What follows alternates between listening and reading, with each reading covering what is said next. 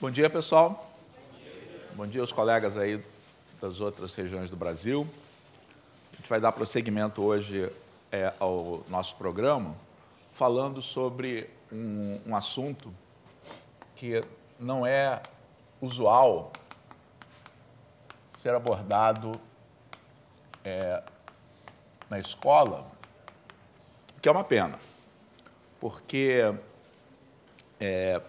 primeiro, ele é uma porta de entrada para temas extremamente importantes aí da matemática e que não são tratados na maior parte dos currículos.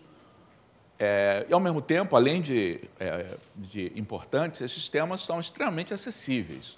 Então, os problemas que a gente pode formular, tá, utilizando, aplicando o princípio das gavetas, eles têm uma característica de serem muito lúdicos, porque eles têm um gosto assim meio de quebra-cabeça e eles exigem pouca técnica, tá, mas exigem um raciocínio e uma capacidade de argumentar que a gente acaba desenvolvendo um pouco na escola. Então, eles... e também um outro aspecto é que ele nos dá uma oportunidade de dar uma olhada para o mundo da combinatória que ultrapassa contagem. Porque a gente pensa, fala em combinatória e pensa, vou contar um grupamento. Mas isso é apenas um aspecto aí de combinatória. Na verdade, combinatória é uma parte importante da matemática que diz respeito a estudar propriedades de conjuntos finitos. Então, por exemplo, um objeto importante da combinatória são os grafos, porque os grafos representam relações entre objetos, entre elementos de um conjunto finito. Então, esses aspectos não de contagem de combinatória, a gente tem oportunidade para falar um pouco sobre eles ao abordar o princípio das gavetas. Tá? Então, o princípio das gavetas diz algo completamente óbvio. Tá? O que ele diz, isso é um fato matemático, isso é uma obviedade total. Tá? Então, uma maneira, digamos, mais informal, coloquial de anunciar o princípio das gavetas é quando mais que N objetos são distribuídos em N gavetas, necessariamente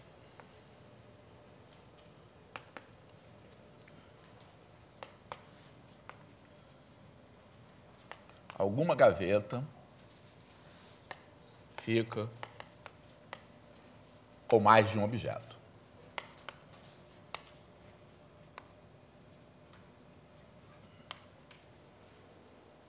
Não podia ser mais óbvio, não? Então, tem aqui as minhas gavetas. Gaveta 1, gaveta N. E aí eu vou colocar, tá, um certo número de objetos, que eu vou chamar de M, maior do que N. Tá? Então, por mais que eu me esforce por não repetir objetos, mesmo que eu coloque cada objeto numa gaveta diferente, esse processo, obviamente, vai até eu chegar ao enésimo objeto. No próximo, não tem jeito. Então, N objetos é o máximo que eu consigo distribuir nessas gavetas sem que haja repetição. A partir disso, eu sou obrigado a repetir. Ok? Óbvio. Então, se a gente quiser, a gente pode enunciar essa mesma propriedade de uma forma que pareça mais matemática. Então, os próximos dois enunciados aqui, que são exatamente equivalentes a esse, vocês vão achar, isso aí tem cara de matemática. Tá? Então, se A é um conjunto com M elementos. E B, um conjunto com N elementos.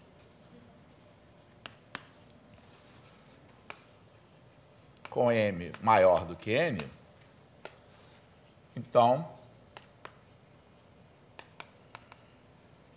não existe função injetiva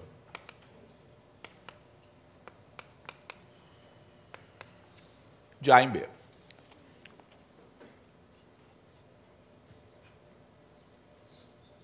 Tá? Porque essa coisa de colocar objetos em gaveta, na verdade, significa construir uma função do conjunto de objetos no conjunto de gavetas. Distribuir objetos por gavetas significa construir uma função que leva objetos em gavetas.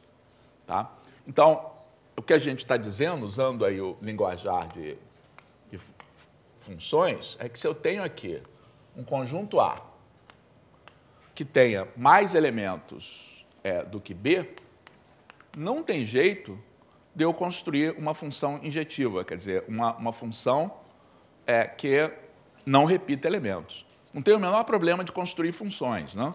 Lembrando aqui na definição de função que a única restrição é que cada elemento de A seja associado a um único elemento de B. Não coloca nenhuma restrição se esses elementos são distintos ou não.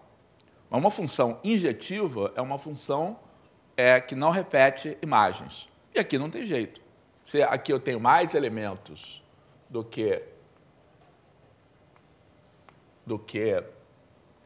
aqui, então, quando eu chegar ao enésimo mais um elemento, eu sou obrigado a repetir algum elemento já usado anteriormente. Ok? Tem uma outra versão também, que é a versão aritmética do princípio das gavetas, que em algumas situações ela pode ser uma maneira melhor de pensar. Tá? Então, nesse outro enunciado, x1, xn são inteiros positivos e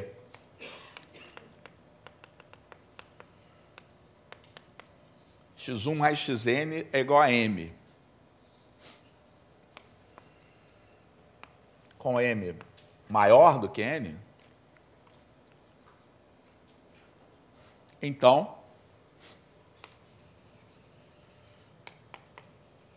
pelo menos um xi é maior ou igual a 2.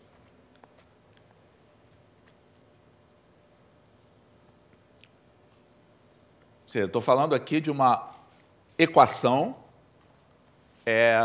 nos inteiros positivos. Então, x1, x2, xn são inteiros positivos. Estou dizendo que uma equação desse tipo, tá?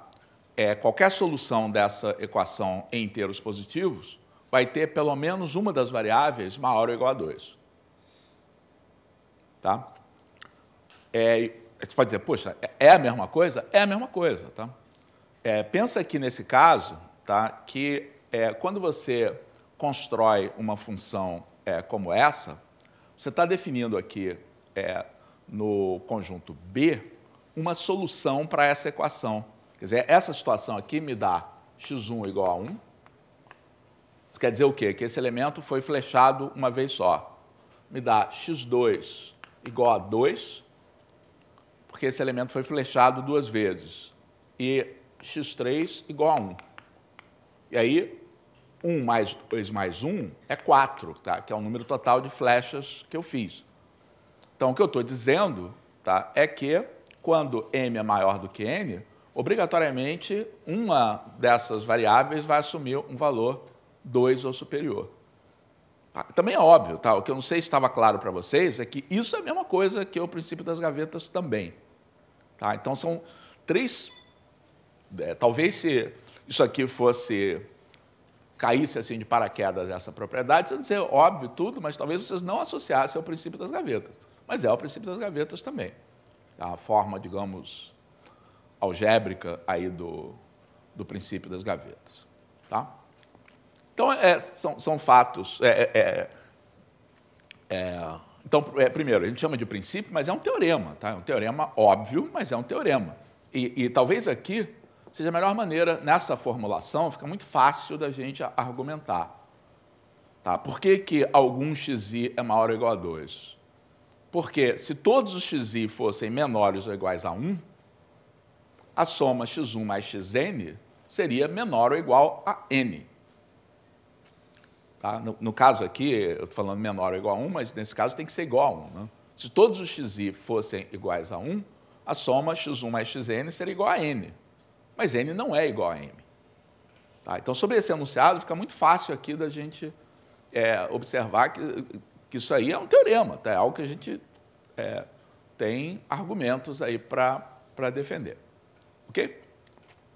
Então, é algo extremamente simples, mas dá origem a problemas que não são necessariamente simples. Então, vamos começar com um caso que é simples. Tá? Porque nos problemas em que a gente aplica o princípio das gavetas, tem que fazer uma modelagem. Né? A modelagem é reconhecer que você tem objetos e gavetas, reconhecer que você está construindo uma função, tá, entre certos objetos e outros objetos. Tá? Às vezes, é claro, tá, o que são os objetos, o que são as gavetas. Às vezes, não é. Tá? Então, vamos começar com um exemplo simples. 5.000 alunos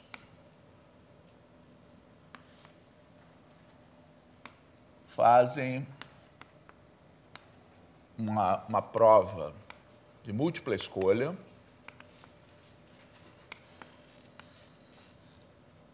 com 10 questões.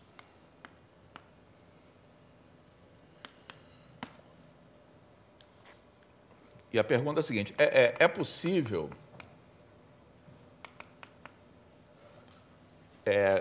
garantir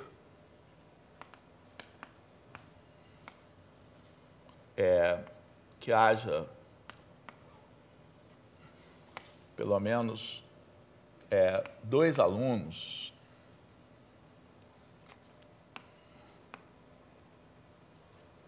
que tenham acertado exatamente as mesmas questões?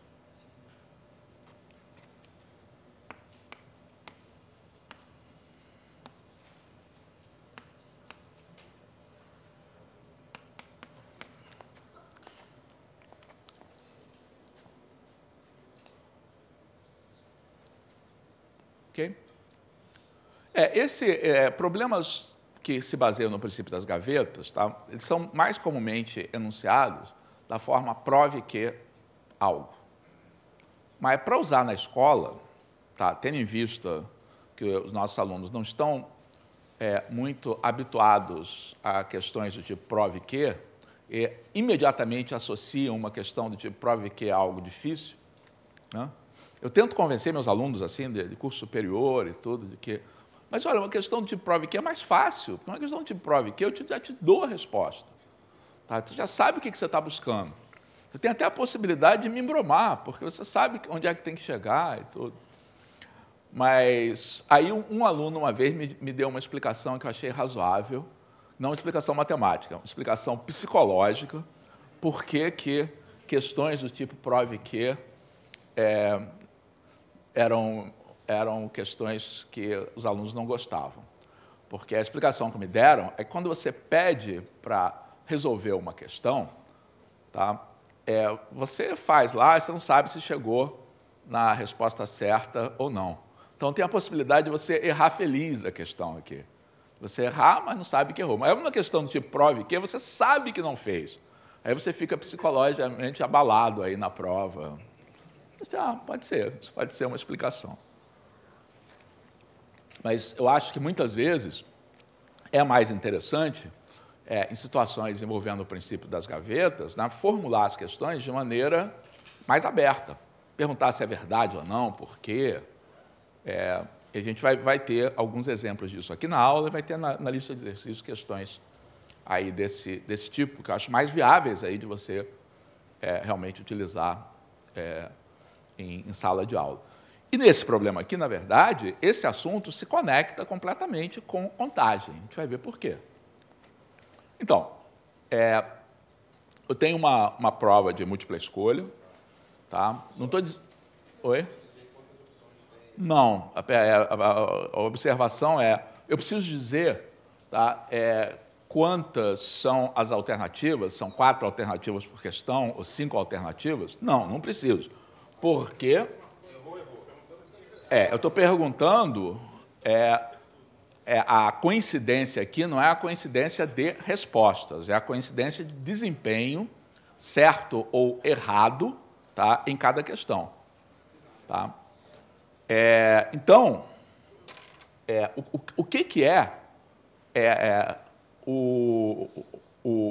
são, tá, os objetos, o que são as gavetas aqui nesse problema? O que são os objetos, o que são as gavetas aqui nesse problema? Então, o que eu quero saber de cada aluno não é o nome dele, qual foi a letra que ele respondeu em cada questão. O que eu quero saber é a sequência de acertos e erros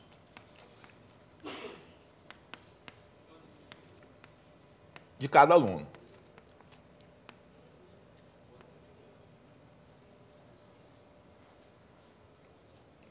Tá? Então, para o aluno 1, eu quero saber se, por acaso, foi esse o desempenho dele. O desempenho dele pode ser esse aqui. Acertou a primeira, a segunda, errou essa, acertou, errou, acertou, errou. Tá? Se ele marcou nas questões que ele acertou a alternativa lá da questão. Da que errou, ele colocou alguma outra.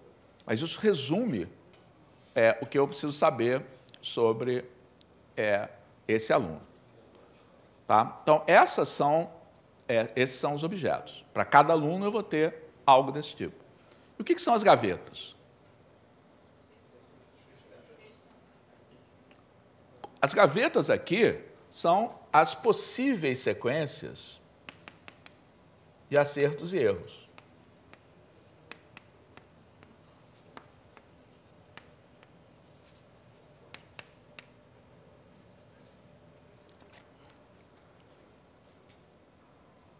Tá? A quantidade de objetos, tá, é a quantidade de alunos. Cada aluno vai fornecer uma sequência desse tipo. Tá? Então, o número de objetos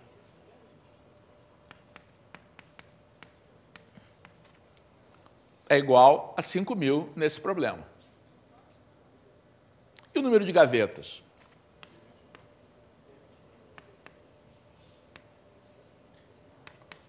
O número de gavetas é o número de possíveis sequências desse tipo. Quantas são? Então, aí, isso interliga aí com o tema de contagem, né? Então, claro, é muito simples de contagem, de que cada resposta pode ser, cada desempenho pode ser certo ou errado, então tenho 2 possibilidades em cada questão. Tá? Então, o número de gavetas vai ser 2 vezes 2, vezes 2, 2 à décima, que é 1.024. Ok? Então, esses 5.000 objetos têm que ser colocados em 1.024 gavetas. Então, é possível garantir que uma gaveta vai conter mais do que um objeto? Sim. Tá? Então, como número de objetos é maior do que número de gavetas, eu concluo que algum padrão de resposta algum padrão de acertos, será observado em pelo menos 2 alunos.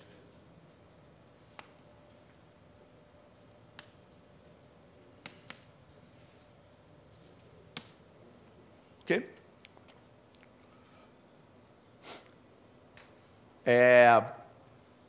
Mas, na verdade, nesse problema eu posso dizer mais, né? Na verdade, eu posso melhorar esse 2 aqui. Tá?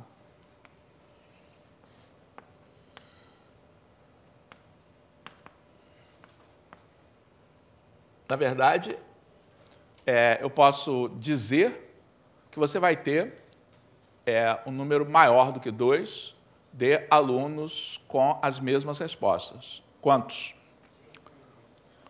Quantos alunos eu posso garantir que... Então, o que eu penso da seguinte maneira. Eu tenho as minhas 1.024 gavetas, certo? Então, em problemas desse tipo, a gente pensa sempre no pior caso, tá? Qual é o pior que pode acontecer em relação a você observar repetições? Então, o pior que pode acontecer é os primeiros 1.024 candidatos, cada um dá um padrão de respostas diferentes. Então, com até 1.024 candidatos, tá, não dá para garantir que houve repetição. Quando você tiver 1.025, dá para garantir. Tá? Agora, numa segunda rodada, tá, eu considero mais 1.024 candidatos, novamente distribuindo as respostas, cada um numa.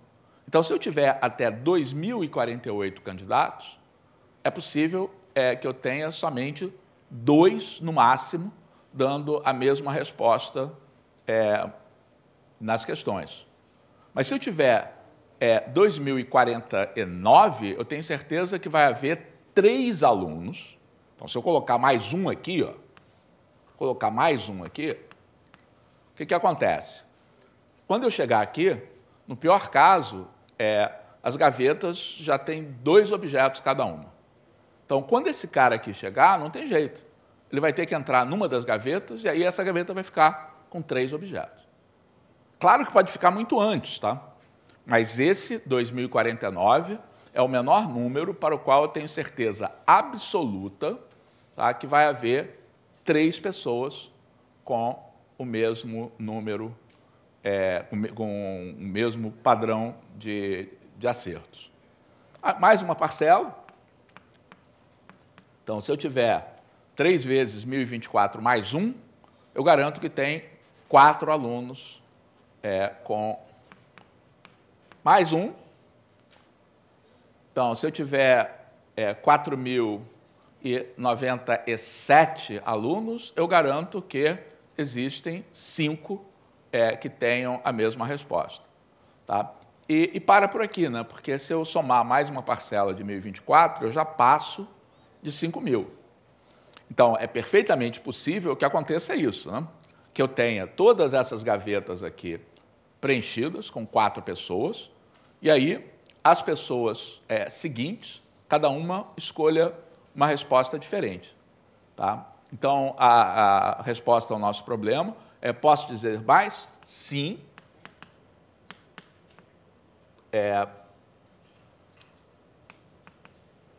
Existem pelo menos 5 alunos que deram exatamente as mesmas respostas. Não exatamente as mesmas respostas, que acertaram exatamente as mesmas questões.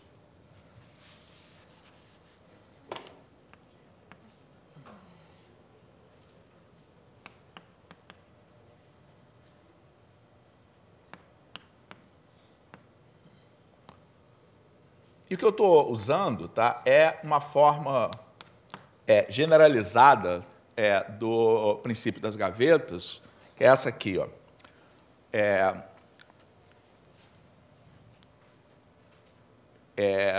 mais que, em vez de eu ter mais do que N objetos, tá? Se eu tiver mais do que Kn objetos, tá? Onde K é um número natural, um número inteiro positivo, tá? Então, necessariamente alguma gaveta fica com pelo menos K mais 1 objetos. Tá? Então, se o número de objetos é maior do que um certo múltiplo do número de gavetas, tá? Eu garanto que vai haver alguma gaveta com esse múltiplo mais 1 objetos. Ok? Então, no caso, o que acontece? Esse número de objetos aqui, 5.000, tá? É maior do que 4 vezes 1.024. Tá? Então, eu garanto que em alguma gaveta vai haver 5 objetos. E, portanto, você tem certeza que vai haver 5 alunos, pelo menos, entre os 5.000, tá? Que terão dado exatamente as mesmas respostas. Sim? No caso, o senhor está perguntando quantos que acertaram têm acertado exatamente as mesmas questões. Mas aí o senhor tinha perguntado antes quantos acertaram, não foi isso que perguntou, né? O professor fez uma pergunta, pelo menos todas as questões, pessoas que acertaram as mesmas questões, não foi isso?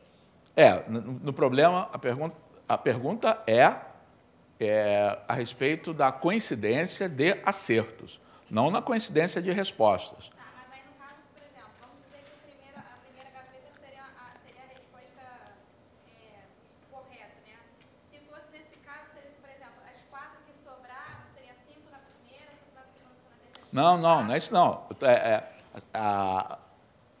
Quando eu chego até aqui, tá, o que eu estou fazendo, no pior caso, é colocando... Então, por exemplo, se eu tiver 4.096 alunos, é possível que não haja 5 alunos que tenham dado a mesma resposta. Mas, para isso, é um caso super raro. Tá? Inclusive, uma coisa que a gente tem que deixar bem claro, tá, é que nesse tipo de situação, eu não estou falando de probabilidade, eu não estou falando de nada sobre... será que eu preciso realmente ter 5.000 alunos para garantir que vai haver coincidência de 5 respostas? Então, do ponto de vista probabilístico, eu preciso de muito menos alunos para garantir que essa probabilidade vai ser altíssima. Tá? Mas o que a gente está falando aqui é da situação de a gente poder garantir. Tá? E aí, o que eu estou dizendo é que, se eu tiver 4.096 alunos, é possível que os primeiros 1.024, cada um deles tenha dado um dos possíveis padrões de resposta. Aí os seguintes 1.024, também, um em cada gaveta. Os outros 1.024 também. Então, quando eu cheguei até aqui, aconteceu um caso, que obviamente seria raríssimo na prática, de que, para cada padrão de resposta, eu tenho exatamente 4 alunos. Mas quando chegar o próximo, aí não tem jeito. Alguma gaveta vai ter que ser ocupada nesse momento. Tá? Mas, repito, nesse problema, a gente não está falando de coincidência de respostas. Eu nem sei como é que é essa prova, não sei quantas são as alternativas, não interessa. Tá? A gente está olhando acerto e erro, simplesmente. Ok? Então, nesse problema, a gente não teve dificuldade aí de identificar quem é objeto, quem é gaveta, tá? Então, esse problema foi um problema simples. Nem sempre é assim.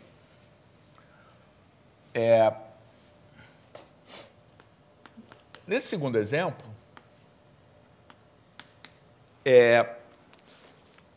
ainda é fácil a gente identificar objetos e gavetas, mas não é tão fácil tirar as conclusões.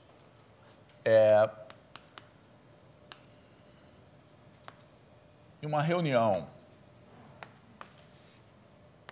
com N pessoas, posso garantir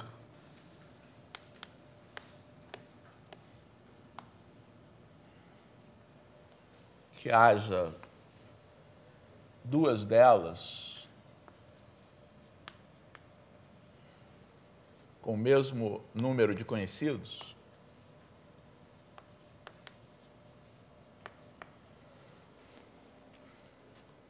Pega vocês aqui. Tá? Então, aqui no auditório eu tenho cerca de 60 pessoas, algumas pessoas se conheciam antes, outras não. Tá? Então, digamos que para cada um de vocês eu faço a seguinte pergunta. Das pessoas que estão aqui, quantas você conhece? Eu conheço 3, eu conheço 5, eu conheço 23, eu conheço 17. A pergunta é, posso garantir que vai haver 2 de vocês que tenham exatamente o mesmo número de conhecidos? Entenderam a situação? E aí tem um detalhe aqui, tá? O detalhe é, não há celebridades, tá? Ou seja, quando alguém conhece alguém, o outro conhece ele também, tá? É uma relação simétrica. Se A conhece B, B também conhece A, tá? Então, não tem alguém que é conhecido pelos outros, mas que não conheça de volta, tá? Senão muda aí senão é fácil a gente montar um contra-exemplo aí de que é fácil mostrar que não é. E assim, entre vocês aqui, cada um tem uma lista de conhecidos, tá? Com simetria. Se você conhece o outro também te conhece. Dá para garantir que há 2 pessoas que têm exatamente o mesmo número de conhecidos? Sim. Vamos lá. Quais são os objetos? Quais são as gavetas? Quais são as gavetas aqui?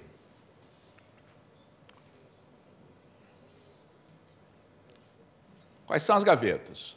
As gavetas são os possíveis números de conhecidos.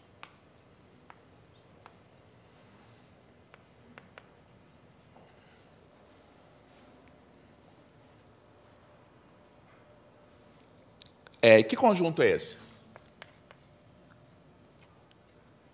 Qual o número mínimo de conhecidos que uma pessoa pode ter?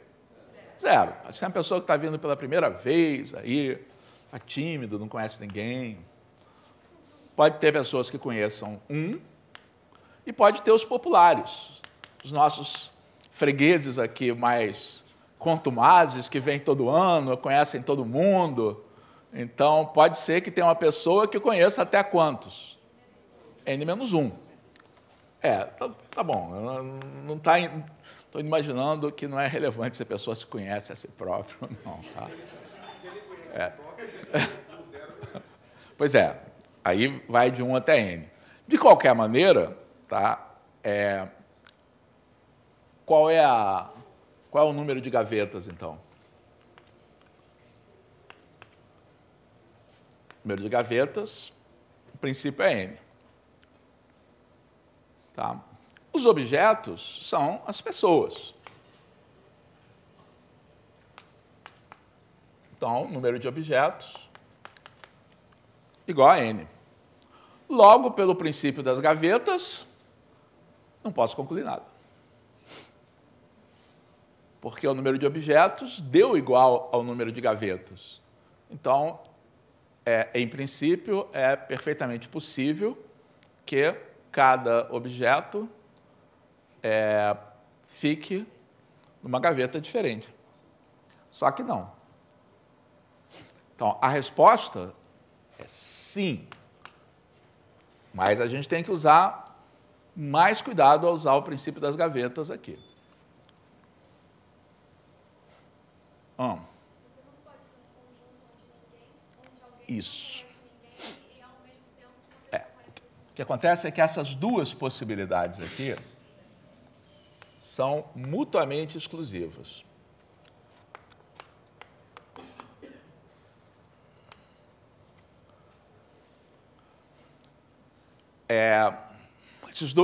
Essas 2 gavetas aqui, elas não podem ser usadas ao mesmo tempo.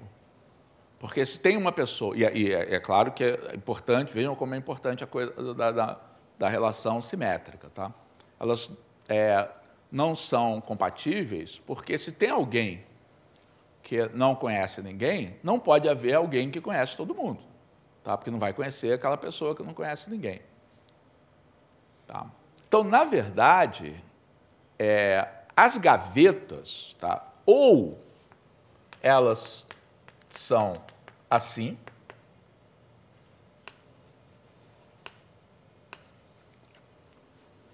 ou elas são assim. Então, se existir alguém que não conhece ninguém, então as gavetas são de 0 até, no máximo, n-2. Tá? Se não existir ninguém que não conhece ninguém, tá? Então elas vão de 1 até n. De 1 até n-1. Então, na verdade, o número de gavetas não é n, é n-1. Tá? Porque é uma situação ou a outra situação. Tá? Então, a gente tem que dividir em 2 casos. Tá? Se existe uma pessoa que não conhece ninguém, então as gavetas vão de 0 a n-2, eu tenho um total de n gavetas. Caso contrário, as gavetas vão de 1 até n-1, eu tenho um total de n-1 gaveta. Aqui eu tenho um total de n-1 gavetas também. Tá? Esse é o tipo de exercício que, portanto, se torna válido fazer aquela coisa que a gente até aprende quando tem disciplina de resolução de problemas, né?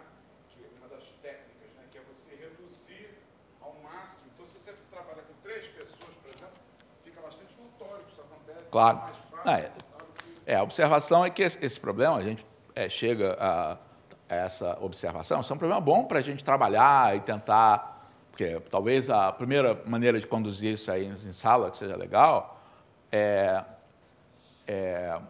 ok, chegamos à conclusão que são n objetos e n gavetas, então é possível que haja uma situação em que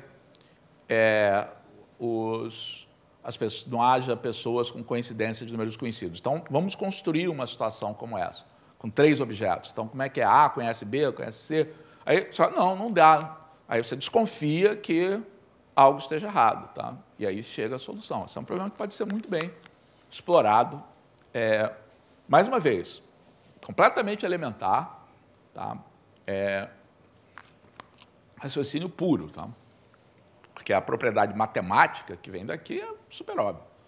Se tiver mais pessoas do que possibilidades, então alguma possibilidade tem que ser repetida.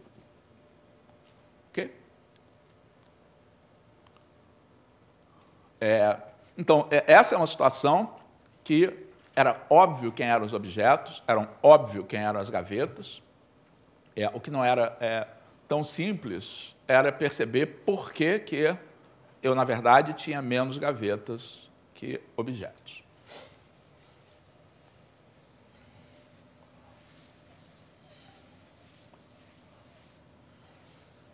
Agora, vamos ver uma outra situação em que a gente vai ter que construir as gavetas.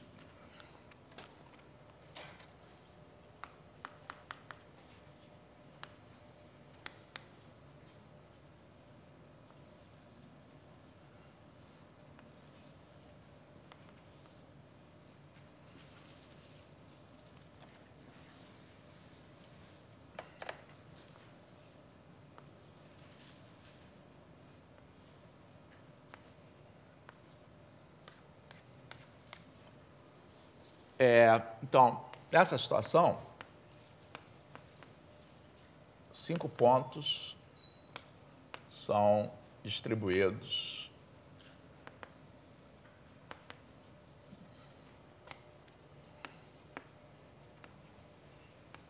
no quadrado acima. O que eu vou colocar na forma? Mostra que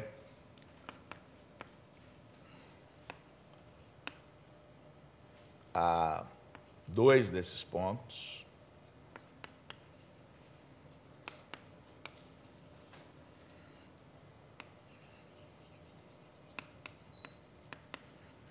uma distância menor ou igual a raiz de 2 um do outro. Essa é a versão fácil desse problema. Por que eu estou dizendo que é a versão fácil? Primeiro porque mostra que. Então, já está te dizendo o que você tem que demonstrar. Esse problema seria muito mais difícil se eu perguntasse quantos pontos, no mínimo, eu tenho que colocar nesse quadrado para ter a certeza que existem 2 a essa distância. Tá? Ou, ao contrário, coloco 5 pontos nesse quadrado. Qual é o menor valor de distância que eu posso garantir que... Maior valor de distância para o qual eu posso garantir. Se o problema fosse colocado em aberto, ele seria muito mais difícil. Então, a versão prove que ela é bondosa. Tá? Muito mais fácil resolver o problema nessa forma do que nas formas mais abertas aí que nós vimos aí nos exemplos anteriores. Então, é óbvio que esses são os meus objetos.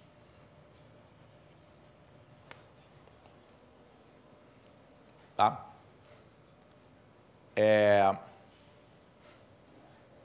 E é claro que, para eu resolver aqui o problema, eu vou precisar construir um número de gavetas que seja inferior, tá, a 5. Então, eu preciso de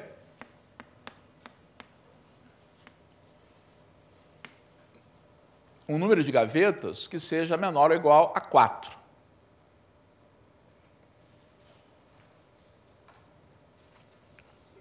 Tá? E aí, como é que eu devo construir essas gavetas? Então, construir as gavetas significa subdividir esse quadrado em 4 partes.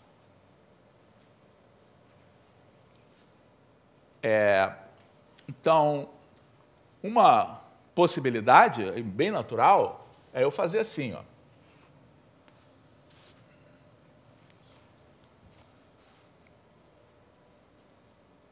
Então, o que eu estou fazendo? Eu estou subdividindo o quadrado nessas regiões.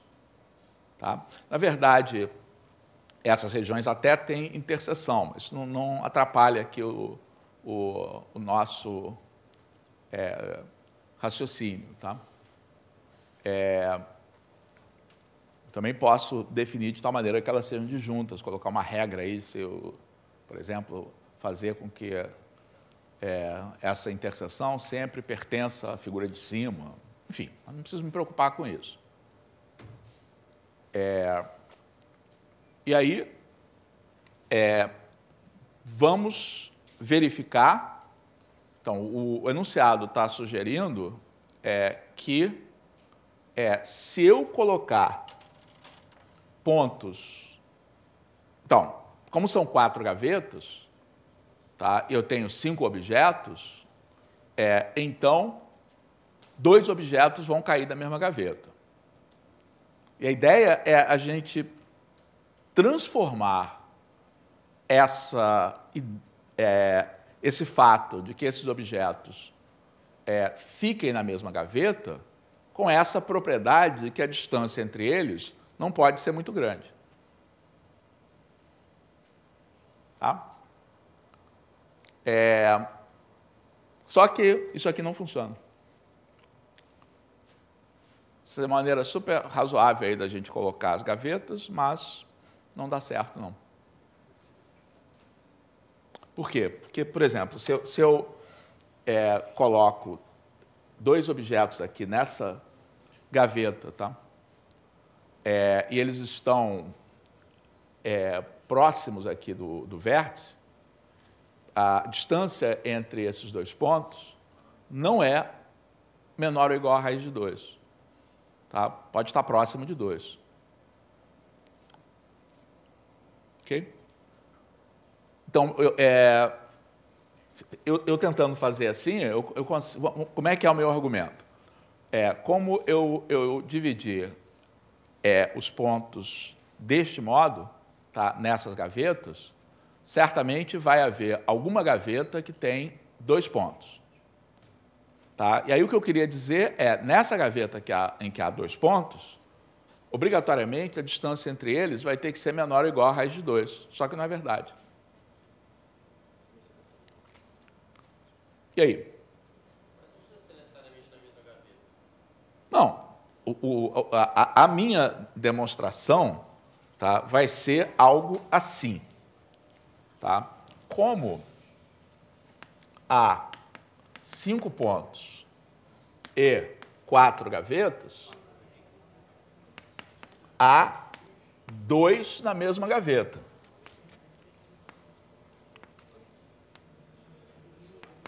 Necessariamente,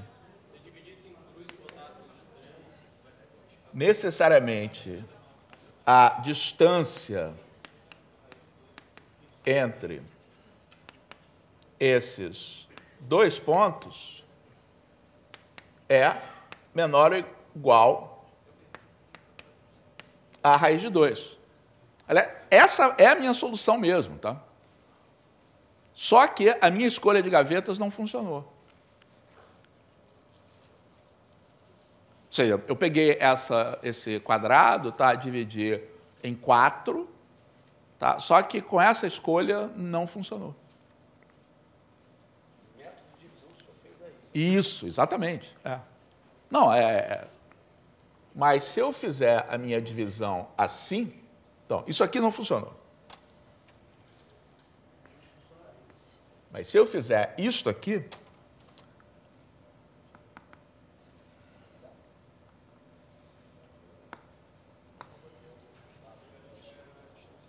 a minha solução está correta, tá?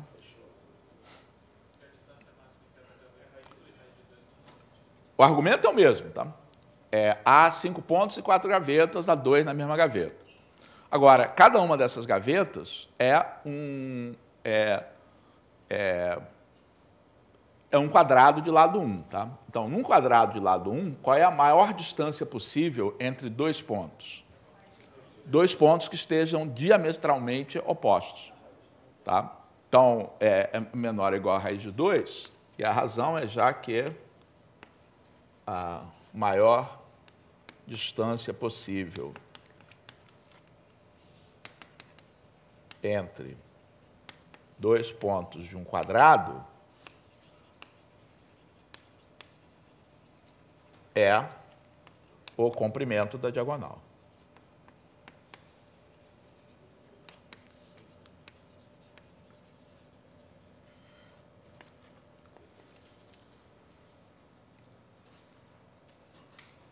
Tá?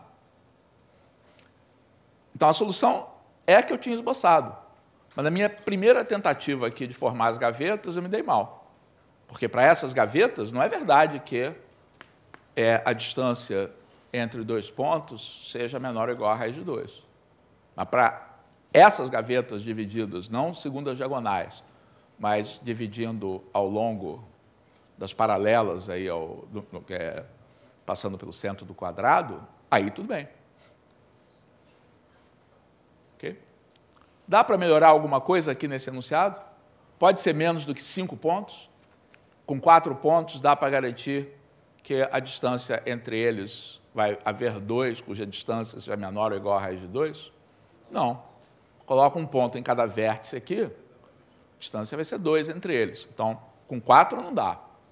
Dá para melhorar esse raiz de 2 aqui? Com 5 pontos agora, dá para melhorar esse raiz de 2? Isso não é tão óbvio, tá? Porque aí eu teria que considerar todas as possíveis gavetas, mas na verdade não, tá? Porque a gente consegue mostrar que melhor que raiz de 2 a gente não consegue. Porque se eu colocar os 5 pontos nos vértices e no centro, tá? A menor distância vai ser raiz de 2. Tá? Então, esse exercício, de fato, é o máximo que a gente pode falar a respeito dessa situação. Hoje, à tarde, aí na lista de exercícios, a gente vai resolver um problema dessa natureza. Tá? Agora, quer fazer esse problema ficar muito mais difícil? Assim, se eu quisesse ser mal aqui, eu trocaria esse 5 aqui por 6. Tá? 6 pontos são distribuídos no quadrado acima. Tá? Mostre que a 2 pontos há uma distância menor ou igual a raiz de 2. Como é que a gente resolve esse problema? Do mesmo jeito, tá? Porque se com 5 pontos eu consigo mostrar que tem menor ou igual a raiz de 2, esse 6º ponto aqui, na verdade, pode ser que com 6 pontos eu consiga dizer algo mais. Tá? Mas, ou seja, quando o número de pontos não é o número exato que você precisa para provar alguma coisa, ou quando essa distância aqui não é a menor possível, o problema pode ficar muito mais difícil, tá? Porque você tem que fazer uma coisa exploratória, que nesse caso, a gente primeiro estava convencido de que seriam 4 gavetas que a gente ia precisar fazer, tá? E o valor que foi colocado é exatamente aquele que a gente precisava. Então, os problemas em que a quantidade de pontos não é a quantidade mínima para uma certa propriedade valer, são potencialmente bem mais difíceis. Tá? Difícil esse problema? Sim ou não? Quer dizer, depois que eu resolvo, mole, né? Fácil de entender. Mas conceber a solução não é tão claro, tão fácil. Então, agora vamos fazer um difícil de verdade.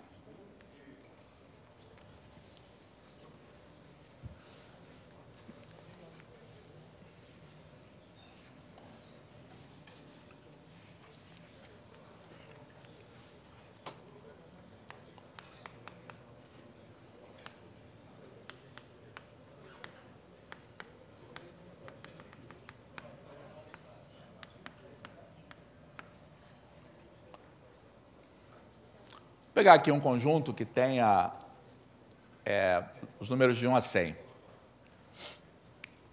E a pergunta é: quantos elementos, no máximo,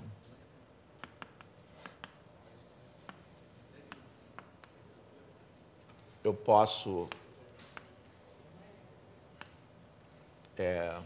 escolher no conjunto acima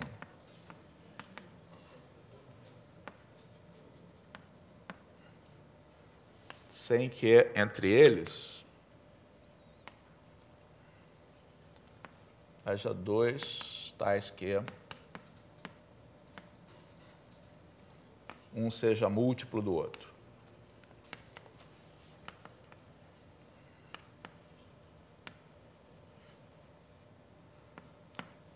Vou fazer com um conjunto menor aqui, porque é mais fácil da gente... A resposta é a mesma, quer dizer, não é a mesma, mas o problema é o mesmo. Digamos que eu tenho números de 1 a 20. E aí eu quero escolher uma coleção de números aqui, tá? Tais que haja múltiplos um do outro. Qual o melhor que vocês conseguem fazer? Por exemplo, se vocês escolherem o 1, não vai poder entrar nunca, tá? Porque qualquer coisa é múltiplo do 1, então deixa o 1 de fora. Mas se você escolher, por exemplo, os números primos aqui, 2, 3, 5, 7, 11, 13, 17, 19, essa é uma resposta possível, tá? Então, nessa coleção aqui, 2, 3, 5, 7, 11, 13, 17 e 19, tá? Eu tenho 8 números. Então, mostrei que eu consigo selecionar 8 sem que, entre eles, haja um que seja múltiplo de outro. Será que eu consigo colocar mais alguém aí nesse conjunto? 1 eu não posso, 4 eu não posso, 6 eu não posso, 8 eu não posso, 9 eu não posso, 10 eu não posso, 12 eu não posso, 15 eu não posso, 18 eu não posso, exatamente. É isso mesmo. Qualquer outro número vai ser composto, portanto, ele vai ter um fator que seja um dos fatores primos. Então, esse conjunto que está aqui é o que a gente chama um conjunto maximal com essa propriedade.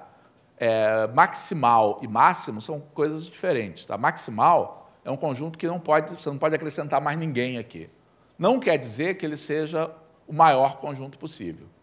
Mas com esses números aqui, não dá para colocar mais ninguém. Se eu colocar mais alguém aqui, eu violo a condição de que não haja um múltiplo de alguém.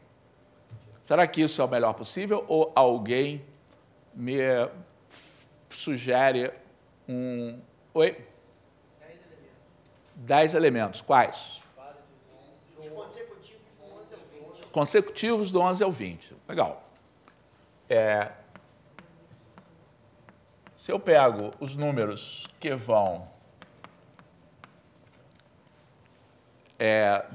do 11 até o 20, tá? Nesse conjunto que está aqui, não há múltiplos, porque a razão entre eles é sempre menor do que 2. Tá? Então, não pode haver um número que seja múltiplo de outro. Tá? Então, essa resposta aqui foi superada por essa. Tá? Então, por enquanto, vocês conseguiram me mostrar que é possível escolher 10 números aqui nesse conjunto sem que haja múltiplos e divisores. Esse conjunto também é maximal, porque se eu colocar qualquer elemento agora dos números de 1 a 10, tá, vai haver um múltiplo dele que esteja aqui dentro. Mas é o máximo. Alguém consegue fazer algo melhor do que isso?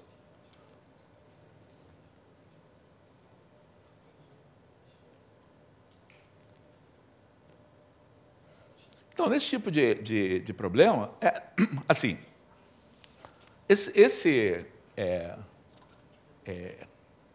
problema, por exemplo, uma maneira possível aí da gente resolver é resolver computacionalmente. Tá? Eu posso listar todos os subconjuntos possíveis de 10 elementos, tá? De 20 elementos, e testar em cada um desses conjuntos possíveis se há múltiplos e divisores. Aí chegar à conclusão qual é o maior de todos. Tá?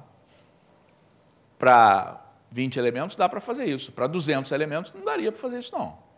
Pode dizer, o computador faz. Não, o computador coisas que variam exponencialmente, como é o caso aqui, rapidamente se tornam inviáveis aí de serem feitas com números grandes. Tá? Então, tenho certeza que examinar 2 elevado a 200 padrões é demais. Tá? O computador ia rodar aí para sempre. Tá? Exatamente, porque há muitos problemas que essa busca aí de primos ela é desafiadora e é a base da tecnologia de criptografia, tá? Da impossibilidade prática de você fazer coisas que são triviais, mas que computacionalmente demandam, numa coisa de força bruta, um tempo igual ao tempo de existência do universo, ou coisa parecida. Tá? Então, nosso problema ok, temos essa proposta, 10 elementos. Dá para melhorar ou não? Então, exibir os 10 não foi muito complicado. Tá? E aí a gente pode ficar aqui tentando... será que se eu trocar um elemento aqui... porque 12, eu posso trocar o 12, talvez, pelo 7. Mas eu tenho que tirar o 14 também. Enfim, não é... Então, na verdade, o que vocês acham? Porque num problema desse tipo que é aberto, tá, a gente tem 2 etapas. Tá? Uma etapa foi essa que a gente estava fazendo, de tentar encontrar um conjunto cada vez maior, tá, que satisfaça essa condição. Tá? Quando a gente se convencer que não consegue fazer melhor do que isso, a gente passa para o próximo passo. Qual é o próximo passo? E esse é muito mais difícil. Mostrar que não é possível pegar mais. Então, na verdade, o que a gente tem aqui é uma conjectura que a gente espera transformar num teorema em relação a essa situação.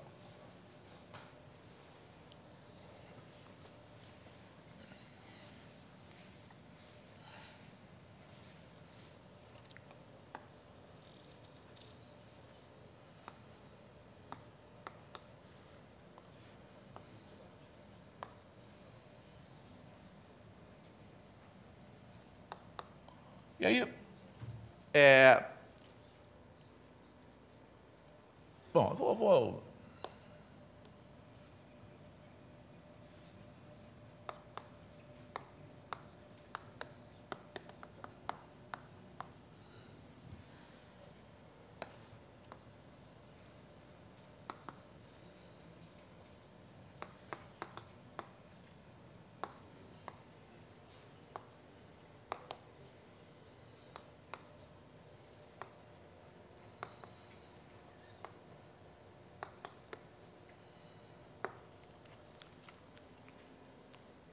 Então, a minha conjectura, tá, é que um conjunto com 11 elementos de 1, 2, 20, e é claro que, na verdade, meu argumento vai mostrar que é um subconjunto com n mais 1 elementos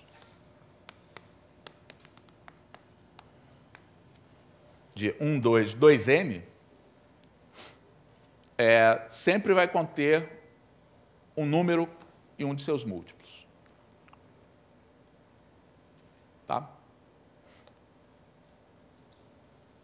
Então, os objetos, a maneira como eu vou fazer isso, tá, é pelo princípio das gavetas. Tá? Mas aqui não é simples ver quais são os objetos. Os objetos são simples, sim. Então, os objetos são os 11 elementos do conjunto.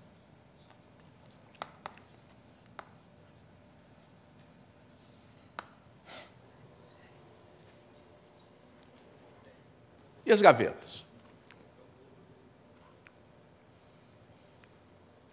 Quer dizer, eu quero construir gavetas, tá? Não é claro, por enquanto, como é que eu vou fazer isso. Eu quero construir gavetas, isto é, eu quero classificar esses números de forma tal que eu tenha... Eu sei que o número de gavetas aqui vai ser 10, porque eu tenho um exemplo de que é possível colocar em 10 gavetas. É possível, com 10 elementos, eu consigo evitar a ocorrência de múltiplos e divisores. Tá? Então, as gavetas eu sei que vão ser 10. Mas quais? Como é que eu vou construir essas gavetas de tal maneira que cada número seja colocado em uma gaveta, por esse critério, tá? E toda vez que eu tiver dois números na mesma gaveta, tá? Eles forçosamente sejam múltiplos e divisores um do outro. Como é que a gente faz isso? Então, eu falei que esse problema era bem mais difícil que os anteriores. Alguma ideia?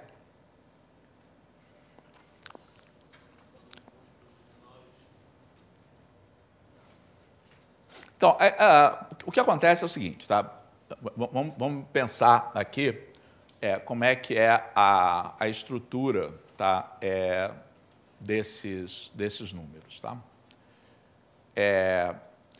Então, por exemplo, o 1 é tal que, se ele for colocado numa gaveta, tá? Qualquer número que seja colocado junto com ele, obrigatoriamente força, tá, a ocorrência de múltiplos. Tá? Agora, vamos começar com o 2. Tá?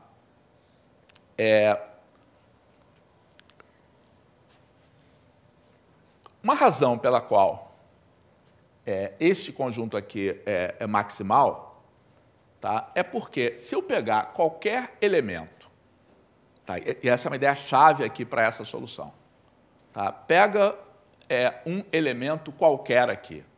Vamos pegar o 3. Tá?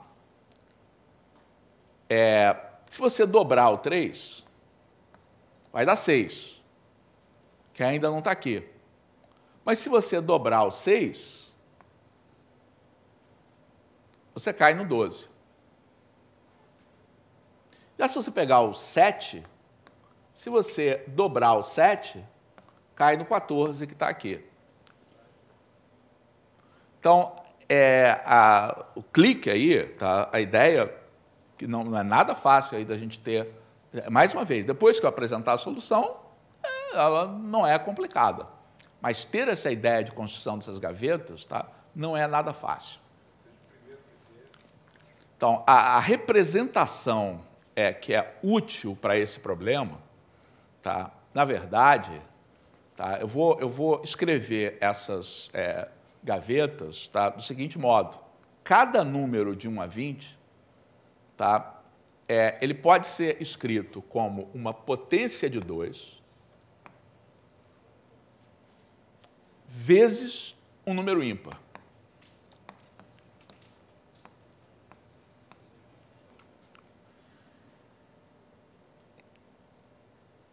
Tá? E essa representação, tá, é uma representação única. Uma outra maneira de você pensar nisso, para cada número desse conjunto, você vai dividindo por 2, tá, até chegar a um número ímpar. Tá? O número ímpar é que vai nos dar as gavetas. Então, as gavetas aqui, você vai dizer, é a única maneira de fazer? Não sei, tá? É possível que a gente possa construir essas gavetas de uma maneira diferente. Tá? Mas eu vou mostrar que isso aqui funciona. Tá? Então, as gavetas vão ser construídas aqui. Uma gaveta para cada número ímpar de 1 a 20. Tá? Cada número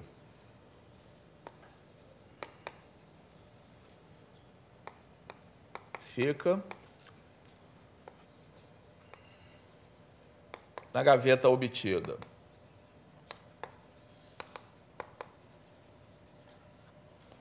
Dividindo por 2 até não ser mais possível.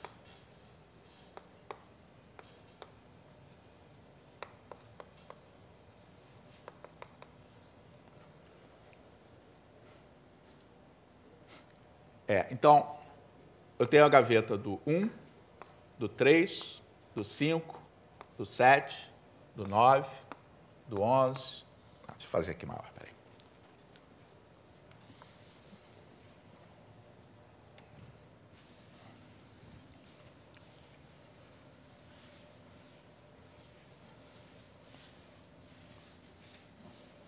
Ou seja, eu estou definindo, quando eu tenho um subconjunto qualquer de números, como é que eles vão ser colocados nessas gavetas. Tá? Então, eu tenho a gaveta do 1, do 3, do 5, do 7, do 9, do 11, do 13, do 15, do 17 e do 19. Quantas gavetas são? 10. Quem é que fica na gaveta do 1? Qualquer número obtido a partir do 1 dobrando. Então, aqui fica o 1, o 2, o 4, o 8, o 16. Quer dizer, ficam as potências de 2. Tá? Na gaveta do 3, vão ficar o 3 e os números obtidos dobrando. Quais são? 6, 12. Na gaveta do 5, ficam os números obtidos a partir do 5 dobrando. Então, quem vai ficar aqui? 10 e 20. Tá? Na gaveta do 7, quem que fica? 14. Na gaveta do 9, 18. Na gaveta do 11, 13, 15, 17, 19, não fica mais ninguém, porque se dobrar vai passar de 20. Então, note que eu distribuí aqui todos os números de 1 a 20. Tá? 1, 2, 3, 4, 5, 6, 7, 8, 9, 10, 11, 12, 13, 14, 15, 16, 17, 18, 19, 20. Estão todos aqui, tá?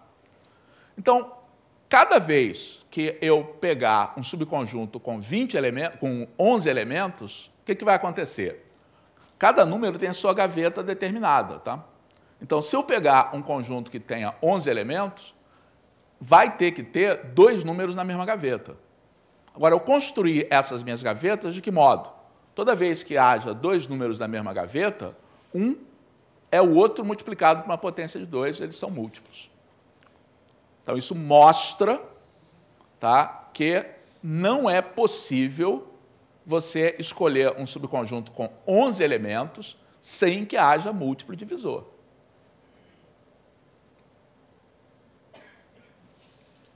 Ok? E é bem difícil esse argumento, tá? Quer dizer, é difícil chegar a ele, mas entenderam aí? Vou repetir. Eu grupei os meus números, tá, de acordo com a sua, assim, formalmente o que eu estou fazendo, tá, escrevendo cada número n na forma 2 elevado a p vezes q, onde esse q é ímpar. Essa forma de representação para números inteiros é única. Cada número só tem uma representação como essa. E toda vez que o q coincide, os números são múltiplos um do outro. Tá?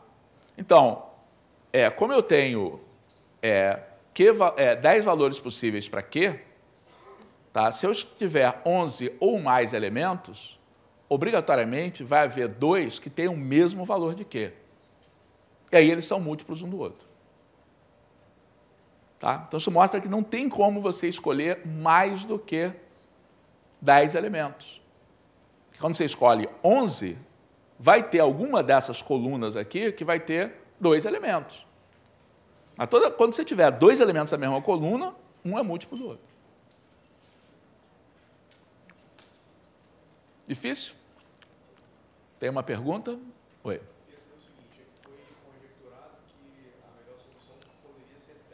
Não, 10 não foi conjecturado, não. 10, não, melhor, não? Foi exibida uma solução com 10, e aí foi conjecturado que não dava para fazer com 11. E nós agora demonstramos essa conjectura. De fato, não dá para fazer com 11. Então, 10 é a melhor solução. Mas como é que seria se fosse um conjunto maior? A mesma coisa.